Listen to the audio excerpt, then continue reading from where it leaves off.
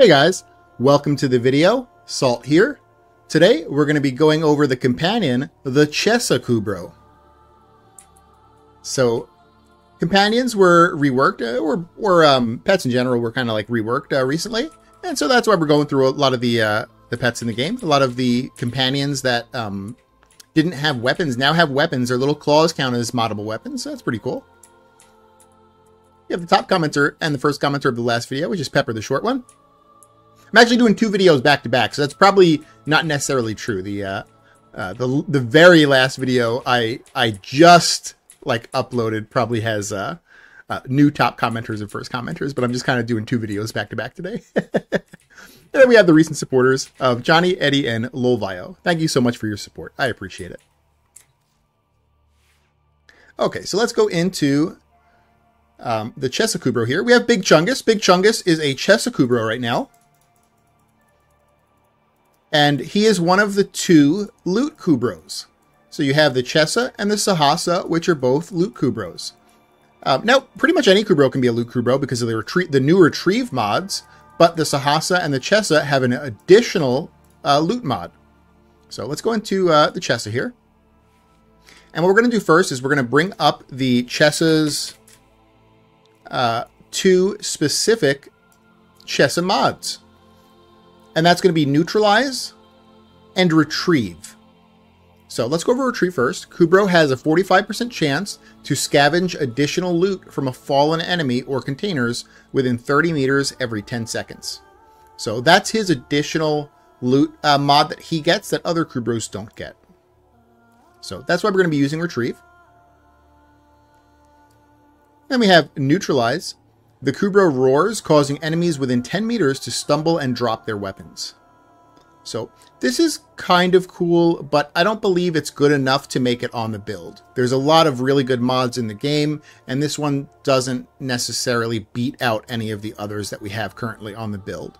I think the only case you could make for this possibly is if you were running a melee build, and this would force ranged enemies to come to you, but even then, it's only a 10-meter range, so it's not necessarily going to be getting all of the range dudes that you would want to run toward you.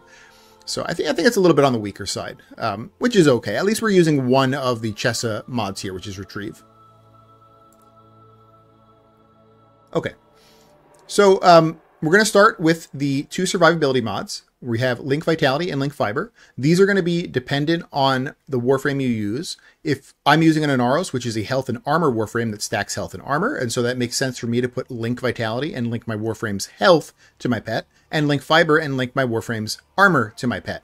Now, if you were using a shield frame, instead of linking your armor, because obviously armor doesn't work on shield, so a shield frame wouldn't be stacking armor, you would probably use Link Redirection, which is linking your shields to your pet.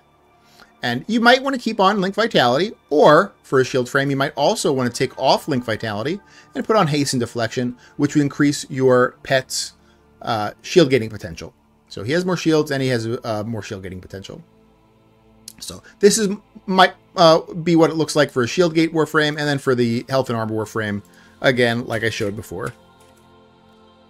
The other thing to consider is if you're not using a health and armor Warframe, and you're not using a shield and adaptation Warframe, and instead you're using a shield gating Warframe, well, a shield gating Warframe has bad stats usually. They don't stack armor, they don't stack health, they don't stack shields, they really don't stack anything, and so you don't really want to be linking your crappy stats.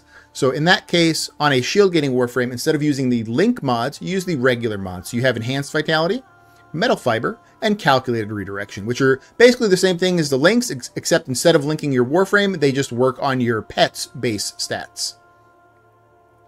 Okay.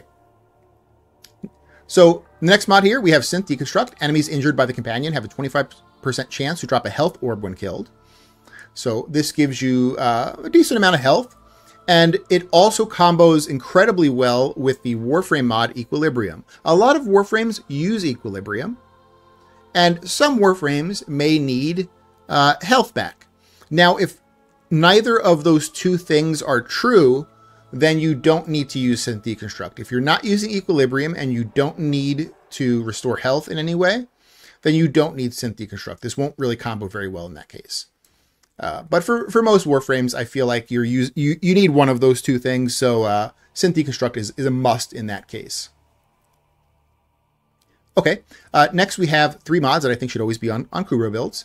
We have a Retriever mod, the Primed Animal Instinct mod, which is Loot Radar and Enemy Radar, and Fetch, which is the companion version of Vacuum. It just kind of scoops all your loot up for you.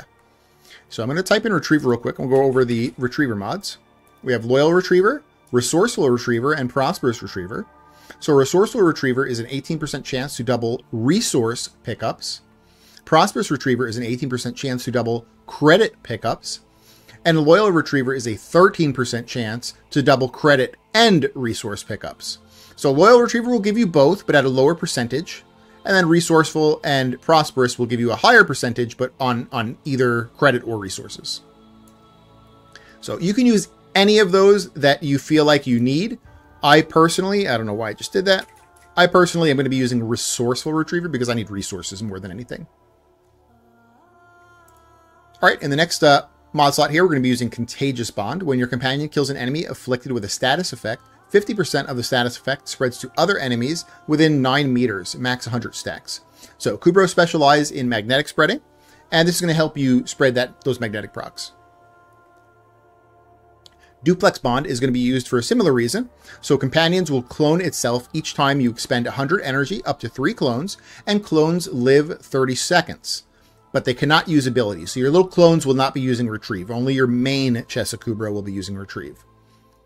And your clones' kills have a 50% chance of dropping an energy orb. So this can give you some energy back as well.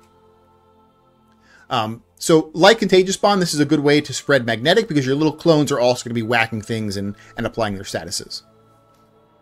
Okay, now we get to this mod here. If you've watched the other Kubrow videos that I've done so far, Tenacious Bond does not work currently because it does not work with Hunter, or Hunter Synergy does not work to activate Tenacious Bond. That's the better way of saying it. However, the Chesa Kubrow has a very high, well, I shouldn't say very high. It has a high enough base crit to activate Tenacious Bond with only Bite without using Hunter Synergy. So currently right now, the Chesa Kubrow is the one that can actually make use of Tenacious Bond. However, if you're from the future and they've fixed Hunter Synergy, then maybe the other Kubrows can use Tenacious Bond too. But for right now, it's just the Chesa Kubrow. Could be another one too. There's one Kubrow I haven't done yet. I haven't done my research and build on yet. So maybe that last one does. We'll see. Okay, Retrieve we went over. Oh, let me talk about, I kind of skimmed over this, didn't I? So Tenacious Bond is a 1.2 crit damage increase to your Warframe on a mod on your pet, which is crazy. You know, you get a 1.2 crit damage on your Warframe. Obviously, your Warframe does more damage than your pet, so you should always be focusing on your Warframe. And this is just a mod that's on your pet that increases your Warframe, which is crazy. That's a really powerful interaction. So that's why Tenacious Bond is so powerful. It's just that you have to have your pet have an over 50% critical chance. Okay, we already went over Retrieve. We already went over Fetch, so we're good there. So let's go into the Chesa Claws.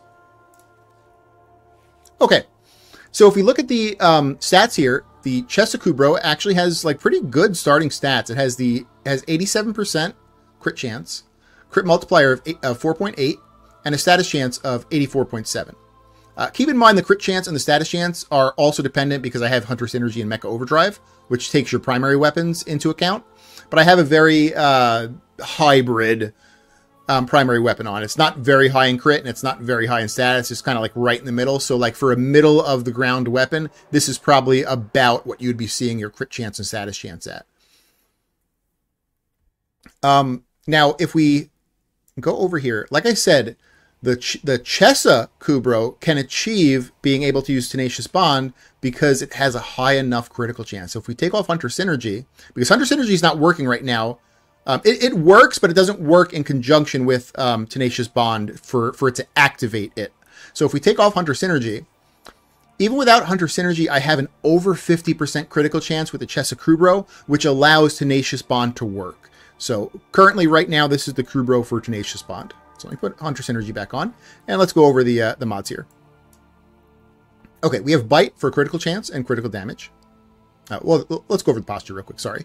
Assassin Posture is going to make your companion prioritize Eximuses and do 300% overguard damage. Okay, so Kubrows are very good at spreading magnetic, and magnetic does more damage to overguard and shields. So for your dude to be prioritizing these dudes that actually have overguard makes sense. So that's why we use assassin posture. Bite we already went over. It's the crit chance crit damage. Maul is melee damage, 330% of it. And we have precision conditioning, which is 385% melee damage and converting all base physical damage to slash damage. I'll explain why I believe this is the best out of the disabling condition and brute conditioning, which are the other ones. They're basically the same, except one is puncture, this one here, one is impact, which is brute conditioning, and one is slash, which is precision conditioning. I'll explain why I think the slash one is the best, but it's minor. If you didn't start by upgrading your precision conditioning, then you can use these other two as well. They just don't stack. Just keep that in mind. If I try to put this on, it's not going to let me.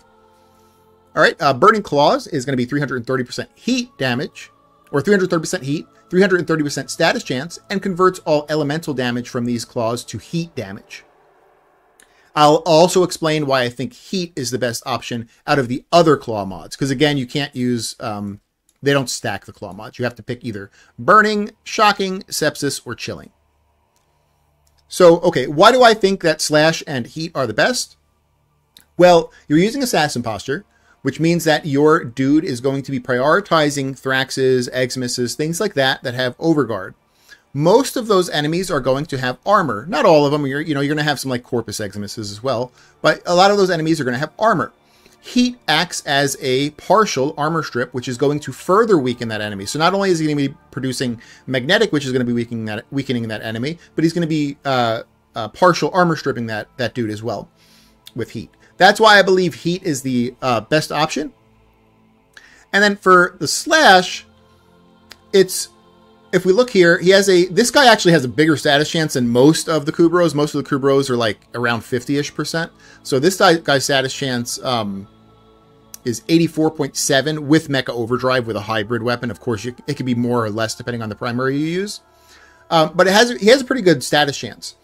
So about 1 status per hit, a little bit less than that. Some hits aren't going to do any statuses, but most hits are going to do 1 status. Most of the time, that's going to be heat. It's not going to be a slash.